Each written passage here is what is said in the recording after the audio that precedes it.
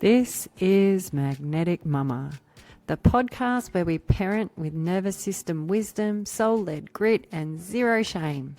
Hey, I'm Steph, your holistic nurse, writer, and a mum who is keeping it real while living in the chaos. And I'm giving you permission to raise resilient kids without losing yourself. Because when you thrive, your kids can too.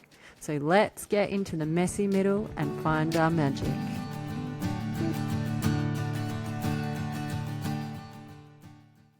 Hey there, and welcome to MagnetiK Mumma. I'm Steph, holistic nurse, parent advocate, and writer. And this episode is exploring what it looks like to belong in a moving world. And in light of some heated kind of situations around Australia, in particular around migration, I am not here to tell anyone what to think, feel, or how to act, but I am curious to explore how our behaviours and these types of sceneries that we're creating, how that influences young people and how they think and how we're influencing the thoughts that they will think in the future, and just to kind of explore what we're hoping as parents to pass on to our kids. So I look forward to this episode, and we'll be going through a few things that include looking at research and the science behind conditioning and what influences young people to form values and belief systems and why that's important. And I think in my world, I feel like I would cop a lot of criticism because often I feel like when I share my views, people around me struggle to understand where I'm coming from, criticize my lack of Australianality, perhaps, having grown up in a very farmer community, which I believe gave me beautiful foundations for kindness, compassion, and inclusivity. Yet I'm also conscious that that was not necessarily always the sentiment of the community around me. So whilst I've been blessed to have grown up in that space, I was very safe, I was very well fed, I was loved. So I am lucky to have had all of those things: safety, roof over our head, and people who loved me, even if at times I wasn't always the easiest person to love.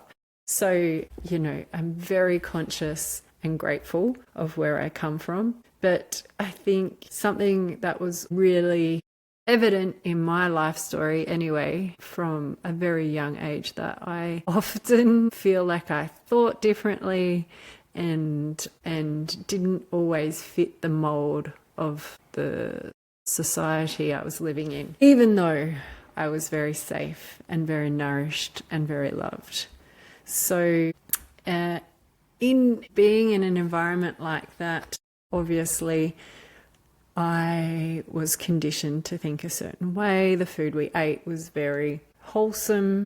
My grandfather is from the US and migrated to Australia in the 70s and brought his whole family over, which was only supposed to be for a couple of years, and they ended up staying here a lifetime, which is how I came about. But he was a dyslexic entomologist, studied in California, and brought his wisdom from the Californian agricultural belts over to the South Australian agricultural belts.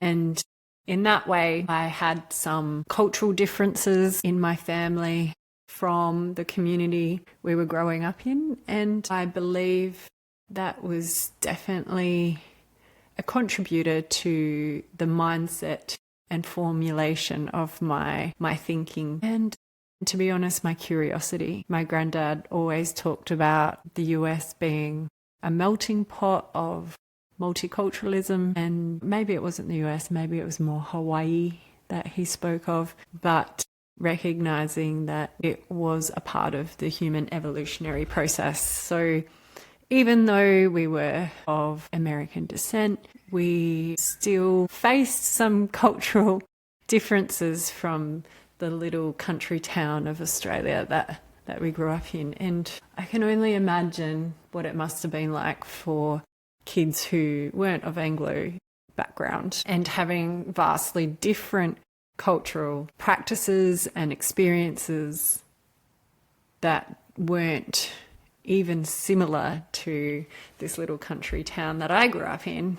So I guess what I'm trying to explore in this podcast is how do we even form our own beliefs and our own values, and where have they come from, and how have they been shaped by our environment, by our social setting, upbringing, by our economic status, because that's often a big one in Australia. We don't necessarily have castes, but there is this sort of unspoken hierarchy of, particularly in a small town, of how you fit in based on what car you drive, where you live, and what kind of house you live in. And to some extent, I believe that still happens today. So really just digging in a little bit to the science and the narratives around community norms, like neuroplasticity is now evidence-based. So we are capable of changing our neural pathways, which then form our thoughts, behaviours and bias networks.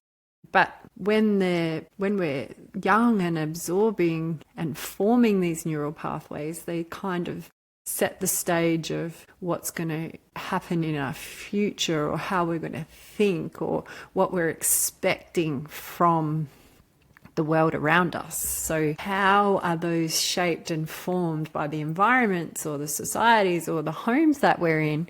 And I think as parents, it's really important to take the time to reflect and observe your own bias networks and check in and see how are they still relevant in this timeline. So I hope you find this interesting, because this is something I geek out on. So it became really apparent to me, or reinforced to me when I was working with young people, how much young people absorb. I spend a lot of time going back to my inner child in meditation and consoling her in certain situations that were beyond her control, but as a result, she developed certain schemas around specific things. And for me, one big one was having a birthmark and feeling judged because my birthmark made me different from all the other kids.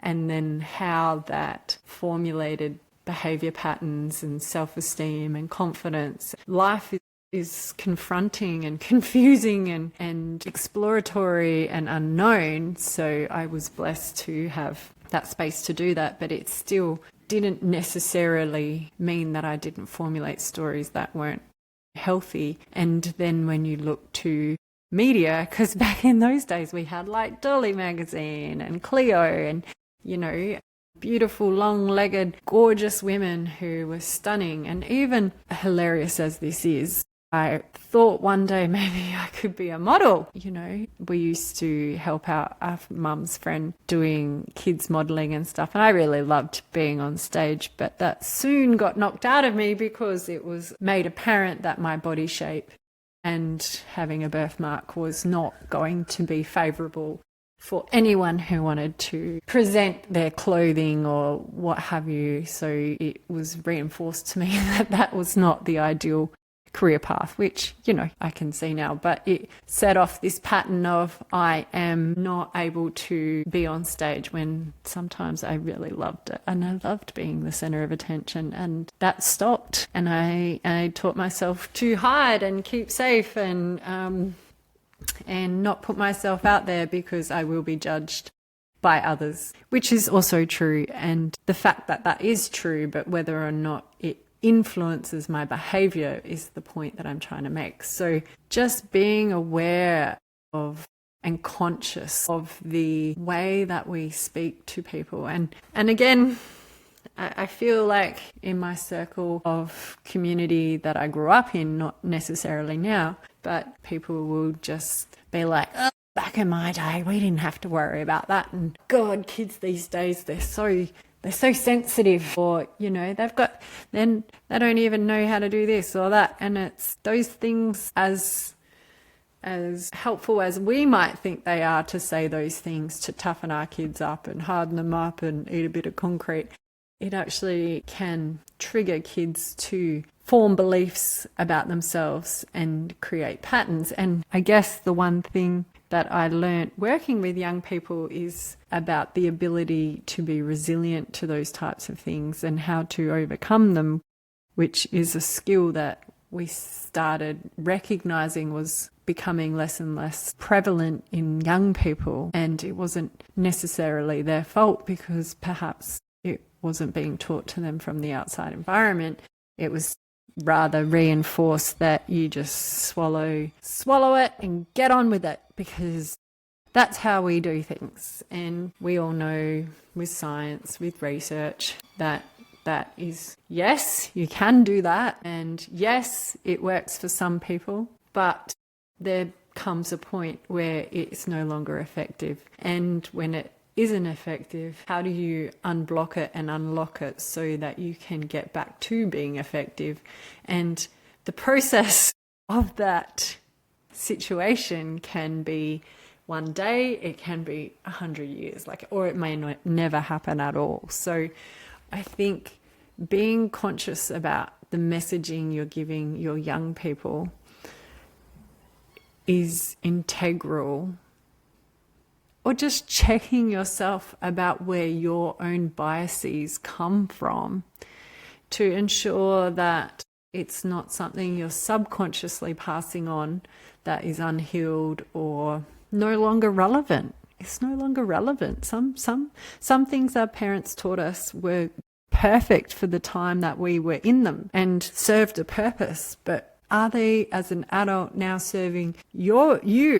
And by subconsciously passing them on, are they serving your young people? Or is it actually hindering them from being the best version of themselves? So I'm passionate about creating safe spaces for young people. It's not woo-woo, it's not soft. I believe prevention is better than cure. That's been my training over the last 20 years. I work in health education, health promotion, and the seeds of my work does not get seen until 20 years later. It's hard because instant gratification doesn't come, but I know the science and the research backs that up, and I have to stick true to it. So in believing that sharing information now with parents, having the experience of working with young people, having explored the psychology and science and mind-body-soul connection or mind-body-essence connection, I feel like sharing some of this information gives parents permission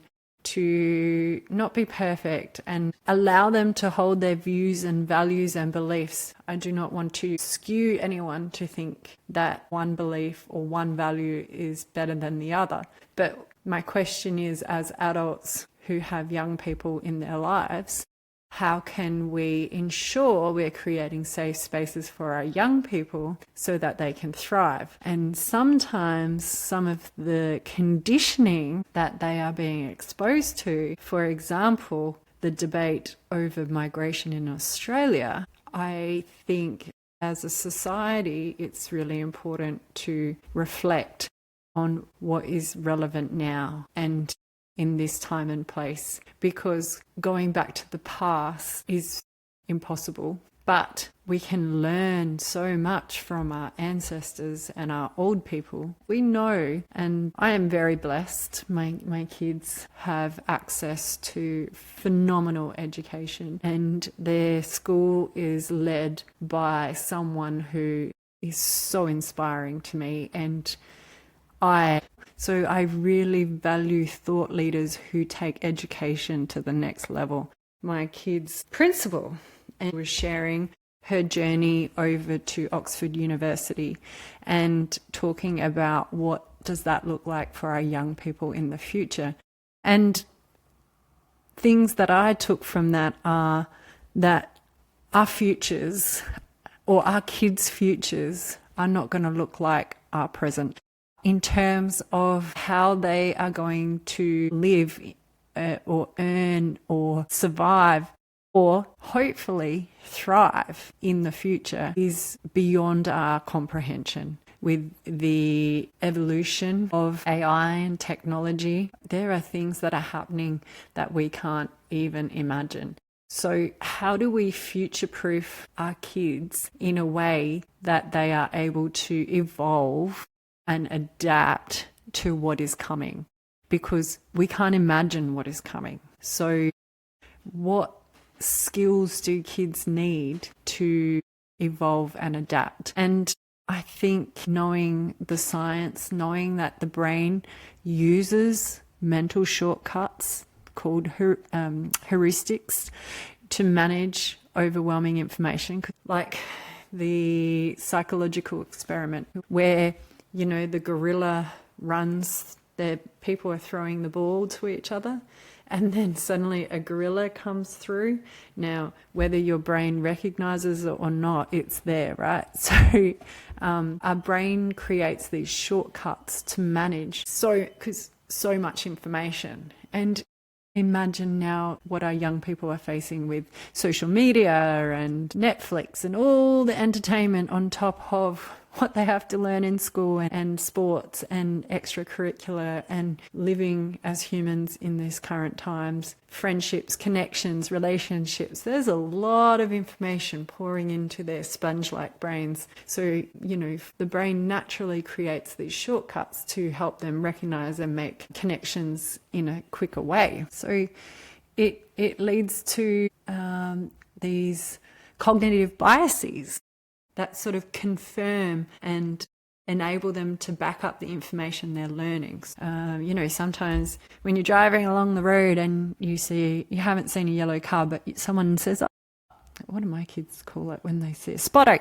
And they see a yellow car. And then, you know, the next 5 cars are yellow, whereas before you wouldn't have even noticed those 5 yellow cars if no one had pointed them out to you.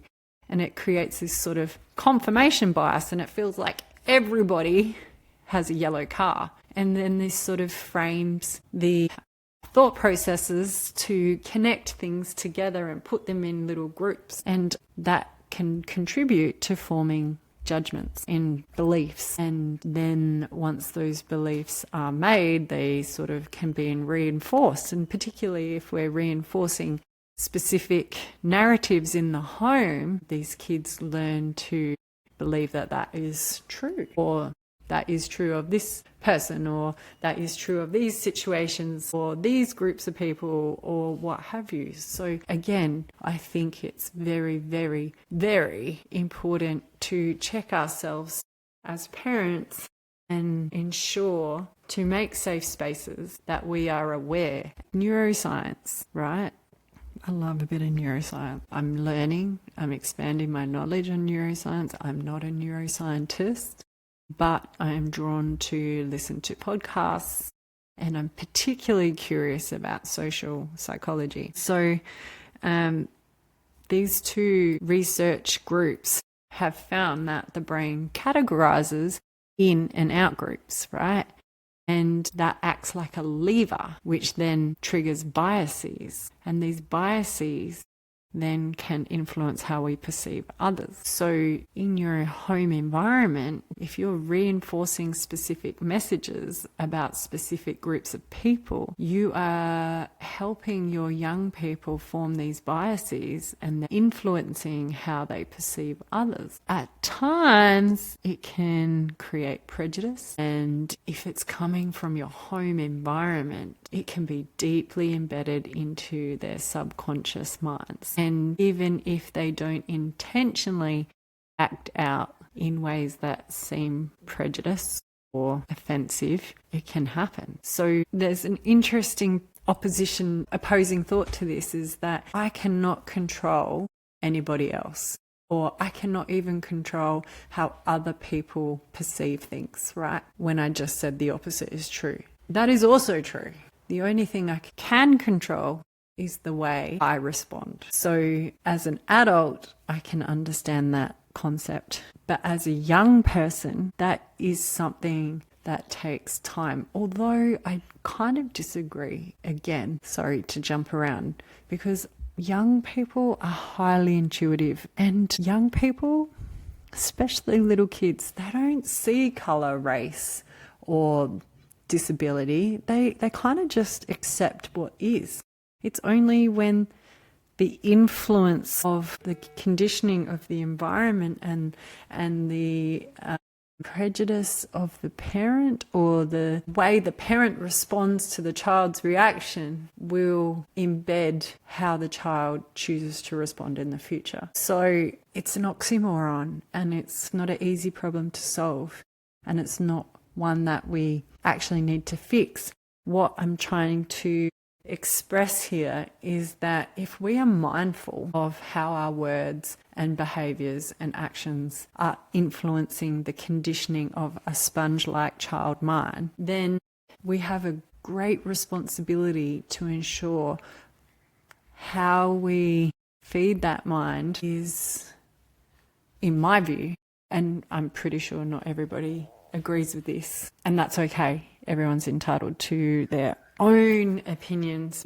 Why does any of what I'm saying matter? Because realistically, you can take what I say with a grain of salt and no harm done. But I guess my attempt is to open the floor and create the opportunity for parents to understand how their biases that they've inherited from their childhood could be framing and shaping the biases of their children now. And in the context of an evolving world, we need to reassess, are they still relevant for this time and place in 2025? And I believe if parents take the time to review them and reflect on their own biases, it arms us with a better ability to provide a safe space with compassion. It gives, and if the kids see you, your children see you doing this, they will eventually emulate that at some point in their future and equip them with the tools to find compassion in their own thoughts and behaviors, whether that's towards themselves or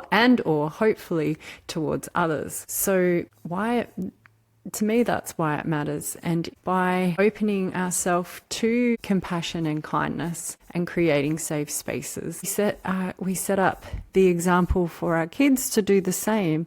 And therefore, when our children grow up and be decision makers and policy influencers and community leaders or business owners, they have a set of tools that allows them to emotionally process and reflect on whether or not the biases or the patterns of behavior that they have formulated through their conditioning as a child in their environment shapes how they act and behave in the future. And I was listening to this podcast with Jonathan Fields, who had a clinical psychologist whose name escapes me, but her research was on sensitive children and sensitive people and how sensitive people process information. And I believe our children are very, very sensitive, and the definition of a sensitive person is this deep processing time. And sensitive people were defined as having a deep processing time, which then allows them to reflect on what's happening around them.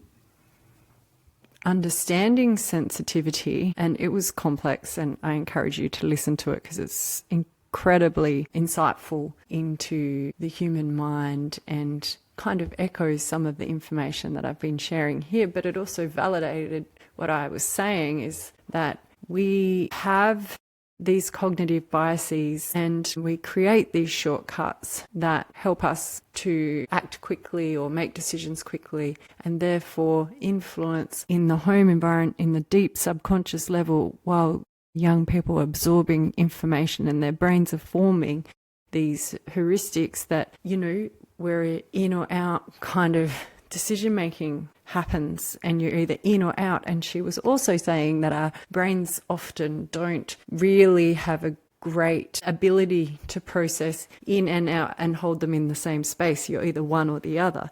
So I guess that further challenges us to stop and think and explore our own biases before we make snap judgments as to whether people are in and out, and how potentially the human natural process is to have one group in and one group out. One group's better than the other if you belong to this group or that group.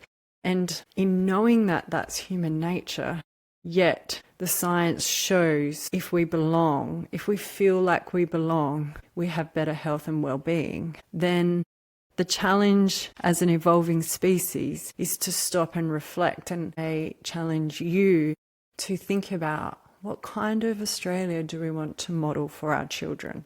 And do we want it to be rooted in fear and division? Or do we want it to be one of diverse people thriving together, or diverse environments and communities thriving all together? And so this isn't about right or wrong. This isn't about not having Australian values. It's more about how do you want the future for your children to look like? Because one minute they could be the in, but with global megatrends, they could end up being the out. And so therefore we have a responsibility, or we can take this opportunity to shape compassionate communities and thriving communities with diversity, inclusivity, the capacity to be empathetic and resilient. And therefore, whether you're in the in or out group, regardless of race, colour, skin, economic situation, there will always be a safe space for people to be in Australia. And therefore, I challenge parents to take 5 minutes of your day to consciously, deeply reflect, how would I like my children to thrive in the future? And how would you like your future for your young people to look like so they can thrive? And start cultivating that now. And if you need to do a bit of self-reflection and deep healing, then I challenge you to take it even in amongst the chaos, even in the messiness of chaotic parenting. Find the time and space to regulate and reflect so that you are creating a safe space for your young people to also do the same, and giving them tools to be able to self-regulate and reflect, and hopefully harbour and build on some qualities of compassion, kindness, empathy, inclusivity, resilience, critical thinking, problem solving, and prepare them for the future that we have no idea of what it's looking like. So I hope that you found something useful in this podcast.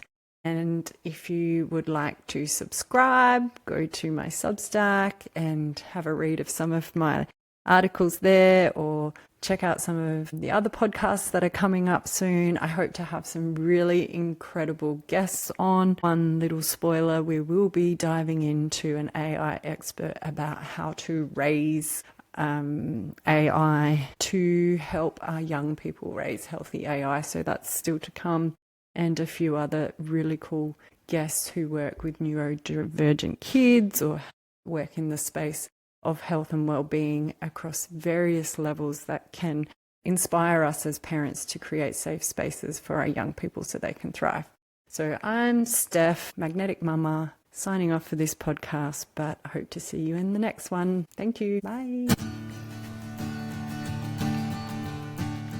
Thank you for listening to this episode of MagnetiK Mumma. If you found it triggering or found yourself a little defensive, I challenge you to explore why and where it comes from. There's no blame here, just pure curiosity. Head over to my Substack to read more, connect with our community, and I look forward to our next conversation. I'm Steph, your MagnetiK Mumma.